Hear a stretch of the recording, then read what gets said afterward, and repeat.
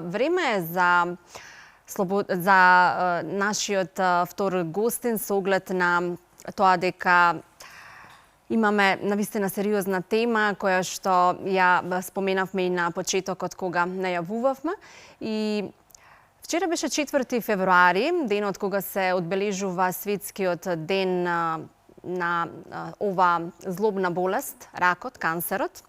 Затоа панел дискусијата и така како е потребна се одбележува во многу држави, во многу земји овој ден, а и кај нас се случува панел дискусијата по повод светскиот ден на ракот. Веќе во студиото пристигна и гостинката од Хема Онко, Наташа Бабулова Ангелеска, која што со суза ќе разговара на ова тема. Јас секогаш се растревожувам, бидејќи имам изгубено близок човек од оваа болест, меѓутоа сакам да се вклучам и ќе ве слушаме детално. Сметам дека со здрав начин на живот, со редовни прегледи, со рано дијагностицирање може да се спасат животи и дека ракот е излечив ако се пати во раната фаза. Така е. Оптимизмот никако не сме да спласнува, а за тоа потврда кој друг како не Наташа. Добре ни дојдовте, Наташа. Добро ве најдов. Да. Јас се восхитувам на вас, на Хема Онко, на сите активистки во Хема Онко, секогаш кога имам прилика да ве видам на некој од медиумите, но и да ве сретнам вака приватно со каква волја, со каква енергичност и со каква позитивна женска убава енергија се поддржувате, се поддржуваме една со друга и навистина ги правиме овие дијагнози минорни. Така, нели? Баш така. Така. Да. Како сме подготвени за утрешната панел дискусија? Се работи со полна парја, значи како секогаш Хема Онко кога има некаков настан, нели вчерашниот ден е баш светски ден за сите канцери, светски ден за сите канцери и минатава година, па и оваа година Хема Онко прави панел дискусија. Оваа година ќе се одржи на факултетот за туризам од 13 часот, кај што значи ќе се водиме по исто како Светската здравствена организација, значи оваа година сме обединети по еднаквост. Ќе бидат офатени доста теми, како и секогаш. Тука значи ја имаме имплементацијата на националниот план за борба против ракот, пристапот, еднаквост и квалитет на онколошките и хематолошката грижа, лекови, иновации и одржливост во системот, дигитална трансформација, податоци и координативна грижа, како и превенција, менталното здравје, кој што исто е многу битно, како и поддршката на пациентите, тоа што го рековте. Значи, нашата поддршка меѓусебно е стварно многу битна во оваа борба, ја би ја рекла. И потоа имаме приоритети насоки кои што ни се значи во оваа година која што започна во 2026 и секогаш нели неизбежно се интерактивните прашања на сите присутни гости кои што ќе дојдат и затоа денеска е ова моје гостување за да можеме, јас секогаш кажувам, за ако сакаме нештото да го дознаеме, мораме да се едуцираме. Да. За да знаеме како да се избориме ние со оваа борба, мораме да се едуцираме. Едукацијата доаѓа баш од овие панел дискусии. Ќе имаме и добри панелисти, значи тука е секогаш директорот на фондот Сашо Клековски, како и директорот професор доктор Игор Стојановски на клиниката за радиологија и онкологија. Потоа имаме Сонја Ставрик, професор од Универзитетската клиника за хематологија, како и представник од Министерството за здравство, затоа што секогаш имаме прашања кои што нас ни се битни да ги поставиме посебно за представниците од Министерство за здравство. Невена Маневска, специјалист од нуклеарната медицина и директорката на Универзитетската клиника за гинекологија и акушерство ќе биде исто присутна, Ирена Папстиев. Папстиев, да. Знам дека граѓаните непрестано се се жалат и споделуваат со нас овде за сите слабости на здравствениот систем, а и вие како сдружение непрестано се борите за да тие слабости се отстранат, се надминат и пациентите кои што спаѓаат во осетливата група на пациенти да имаат што подостоинствени услуги, пристап и како што законски имаат право да бидат и нивните услуги комплетно бесплатни, односно да имаат бесплатно лекување. За жал, одредени слабости во системот не даваат кога треба да одиш на шалтер и кога правиш известни испитувања, системот ти дава дека треба да платиш.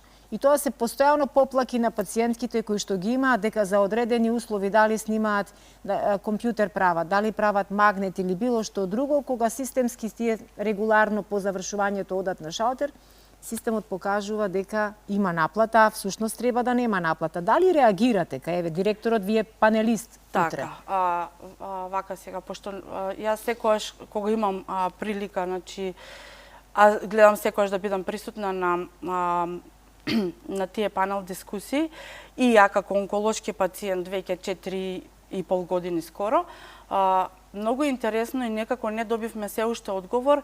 Најинтересниот момент е што ние во здравствениот систем, односно на одредени клиники плаќаме, на одредени клиники не плаќаме. Сме ослободени. Од тоа што јас покрај онколошки пациент, значи имам проблеми со теридната жлезда.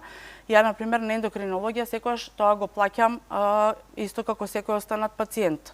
Плаќам исто и на Иако ти стои во книжката и во дека сум картонот ЦПС-ка. Да. Или на пример си плаќам цел износ на биохемиска лабораторија, исто таму плаќам.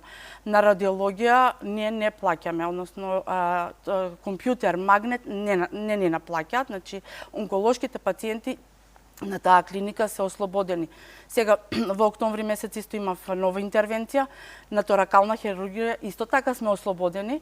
Сега значи се надевам дека ќе направат некаков уште едно прашање за утре да го поставиме, нели, на директорот за Фондот за здравство, дали ќе може да се направи да бидеме ослободени уствари како онколошки пациенти на сите клиники, за да се знае. Затоа што има пациентки кои што реално, пошто сум активист, нели, исто подолг период во Хемонко и претходно во групата Пеперутки, кој што уствари почнав како член во таа група. Искрено се бориме затоа што има пациентки кои што немаат ни средства да дојдат да примат соодветната хемотерапија на клиниката за онкологија и радиологија. Стварно треба некако да се избориме за тие наши права. Да. Само ќе се надоврзам на моето претходно прашање. Не е точно дека само на ендокринологија во твојот случај си плаќала. И на радиологија има пациентки кои што се онколошки пациентки, но и таму системот не им дава да поминат понатаму ако не платат. Значи тоа се битни прашања кои утре дефинитивно треба да му бидат поставени на директорот на Фондот за здравство, бидејќи знаеме низ каква голгота поминуваат онколошките пациенти и затоа јас непрестано велам, ако некогаш во животот мислиме дека ни е тешко, дека сме нешто онеправдани или не знам што, свртете ред 2 околу ходниците во клиниката за онкологија, излезете и ќе сватите колку всушност ви е лесно што не сте дел од таа категорија на онколошки пациенти кои секојдневно се принудени поради својата здравствена ситуација да бидат таму и да ја примаат терапијата за која сите посакуваме да е таа вистинската терапија. Кои се другите најголеми слабости во нашиот систем на кои вие работите и на кои вие во перспектива се залагате? Термините.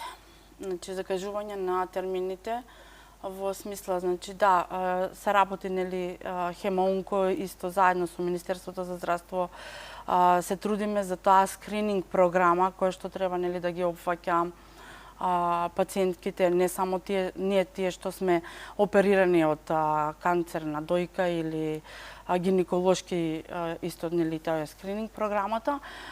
Тука се соочуваме, значи, за редовните прегледи за пациентките кои што, нели, се веќе од 40 години треба да се опфати таа скрининг програма. Со тоа што сега пред една недела имав таа некоја ситуација и баш си ставив тој некој знак на прашалник како ќе функционираме понатаму со таа скрининг програма. Ја имам ќерка од 16 години која што се пожали со некаква грудка, со некаква промена во дојкава Јас искрено морав да најдам начин, сепак тоа е дете од 16 години, тоа дете нема да влезе во скрининг програмата. Или жените кои што се под 40 години, кои што мене ми побарале лично како да се регистрираат во таа скрининг програма, таа скрининг програма нив ги отфрла. И мислам дека тука мораме да работиме на таа работа, затоа што баш пред некој ден ја слушав и доктор Даниела Попова, кој што доста работи на тоа. Значи бројките, ако порано нели биле дека пациентите заболуваат од 60-70 години, сега бројките и старосната граница е многу пониска. Значи мораме да работиме на тоа, да се опфаќа скрининг програмата од многу помала возраст. И за цела популација. Да, за цела популација, а не само за одреден број на пациентки кои први ќе се пријават и да бидат лимитирани. Да речеме само 20% од популацијата. Ништо не сме направиле ако само во таа скрининг програма не влезат сите жени. Баш затоа кажувам, секогаш одам на одредени панел дискусии. Пред 2 години бев исто на една панел дискусија кој што предавач беше професор доктор Наде Петановска и многу ми се бенди са тој нејзин став кога рече дека прво ехо треба да се направи кај девојчињата веќе од 16 години.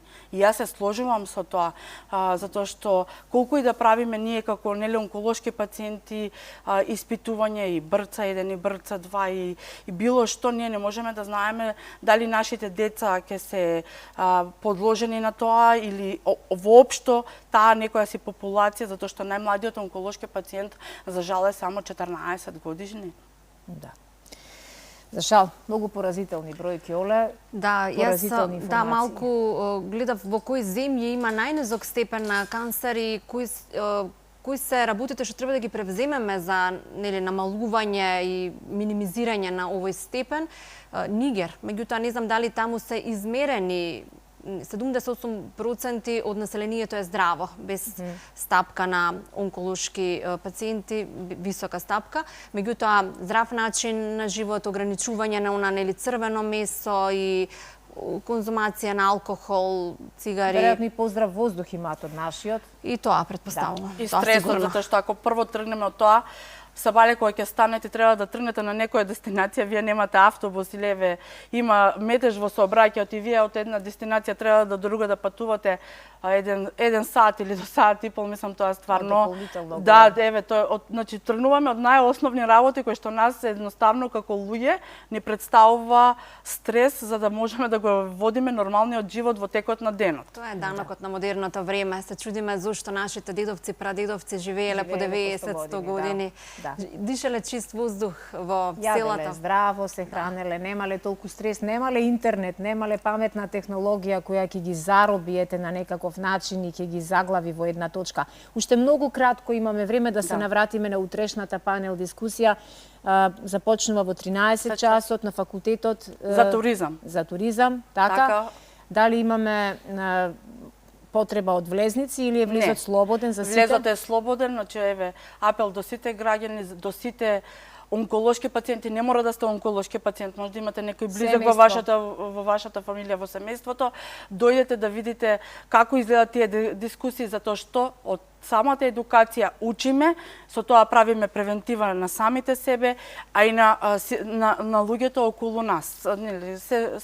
Секое ново сознание во било што, во било која област, не само во здравството, не прави чекор понапред. Ако сакаме да одиме чекор понапред и да ги намалуваме бројките и да можеме порано да ги откриваме и да знаеме дека ракот е излечлив кога тоа ќе биде во ран стадиум откриено и почнеме со лекувањето, затоа дојдете, слушнете, поставете прашања на нашите панел, вакво панел дискусија на представниците кои што ќе бидат таму и така ќе можеме да дојдеме поблиску до информациите кои што нас не интересираат. Наташа, многу благодарам. Многу среќа посакувам во овој процес, во борбата со болеста на сите онколошки пациенти, голема поддршка на сите оние кои што во моментов не гледаат и да знаеме дека ние сме поголеми од секој проблем само доколку навистина имаме верба и силна волја да ја надминеме и таа епизода од животот. Се гледаме утре на панел дискусија. И во недела. И во недела, да. Да, во МКЦ. Во МКЦ. Ви благодарам за вашето гостување. Јас и една молба до сите гледачи редовно да прават скрининзи, да не чекаме, нема шанси тоа на нас да ни се случи, туку да си правиме, жените ехо, мамографија на дојка, уште од пораната возраст, бидејќи се случува тоа и кај помладите пациенти, редовни гинеколошки прегледи и слично.